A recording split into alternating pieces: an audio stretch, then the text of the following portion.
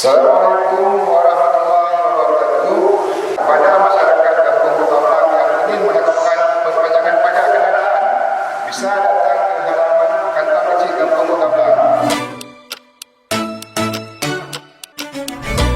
Apa yang dilakukan oleh Samsat Kota Utowe, kita menghadirkan Samsat Jempol, yaitu jemput pajak online di tengah-tengah masyarakat.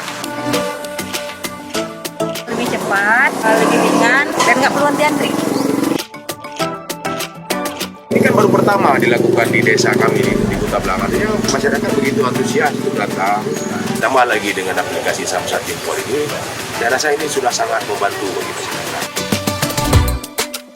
Sampai hari ini, itu sedang menghimpun 140 juta. Jadi ada peningkatan setiap bulannya. Harapan kami semakin banyak orang yang tahu tentang layanan Samsat Jempol, maka pendapatan yang bisa dihasilkan dengan pembayaran pajak Samsat Jempol akan jauh lebih meningkat.